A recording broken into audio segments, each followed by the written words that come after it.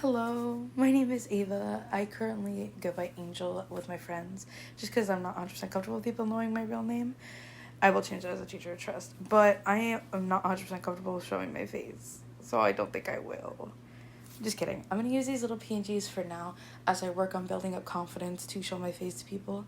It's an insecurity of mine that I need to work on, so please just be patient with me and give me the time that I need to fix this. But in today's purpose of today's video, we're going to be talking about my strengths and my weaknesses with my professional dispositions. Holy moly. Specifically the strengths I bring to the teaching profession, the areas I will need to develop before I can become a first-year teacher, and the qualities I believe all professional educators should display in their classrooms. After I carefully evaluated each disposition and what they meant, I put my biggest strength as respecting for the diversity of others, which I ranked as my 10. I deeply value inclusivity and believe every student deserves to feel seen, respected, and appreciated regardless of their background, culture, learning style, or their own personal experiences. I want my classroom to be a safe space where differences are celebrated and all students feel they can belong and be friends with everybody and just feel seen no matter what happens. I know that I've had struggles with my own feeling seen in a classroom because I was different. I had different experiences, I did different things, and I know the struggles of not being able to be seen or just heard by my other peers and colleagues. So I want to make my classroom the complete opposite so everybody is able to express themselves whatever way they see fit, whether it has to do with ethnicity, race, culture, or just your your personal style. I ranked honesty as number 9. I believe integrity is foundational to building trust with students, families, and colleagues. As a teacher, it's important to model truthfulness, communication, ethical behaviors, and accountability. Students don't learn from you telling them as much as they learn from showing. When you're teaching, you want to teach them honesty. You want to teach them to be truthful so they can learn those habits and bring it with them out of the classroom and everywhere they go. Because you can't build anything without honesty.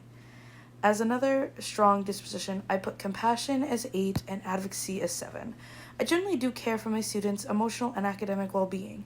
I want to be the teacher who listens and supports and stands by my students through the hard times where their needs are essential. And I want to advocate for my students when they feel that their voices are not being heard and the opportunities and resources are needed by me. So that's what I want to do as a teacher. Additionally, I did rank my professional conduct and fairness as a 6 and a 5. I strive to demonstrate responsibility, punctuality, and ethical decision-making. I understand that fairness involves maintaining high standards, while I recognize individual students' needs. While I can sit here and go on and on about all my strengths, I want to talk about some of my weaknesses as well. I put reflection as number 4 because although I do value self-assessment, I want to become more intentional about consistently analyzing my teaching practices. I don't want to just put myself in a box and not admit that I will definitely have faults that I need to work on. I still do have faults I need to work on. Big example is how I'm recording this video. It's an insecurity of mine and also other insecurities that I want to work on before I become a first-year teacher so I can show my students that they don't need to be afraid of having faults of their own. Number 3 I put as dedication and 2 as curiosity. While I am very committed to becoming an effective educator and I want to push myself to go beyond minimal expectations, I want to seek new knowledge and innovative teaching strategies.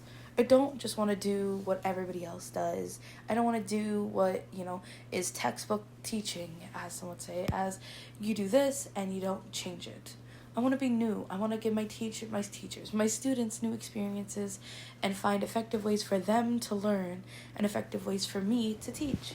I don't want to just sit in front of a board and list off facts and expect them to know exactly what's going on. I want to be someone who they can remember even after leaving my classroom. I want to make a difference in their lives. And finally, I put high expectations as a 1, which is my greatest area for development. I sometimes struggle with consistently setting and maintaining rigorous academic expectations, and I don't want them to be rigorous. I understand that having high expectations is critical for students' growth and achievements, and I'm committed to also strengthening their confidence while I strengthen mine before I teach them, and challenging my students while still supporting them.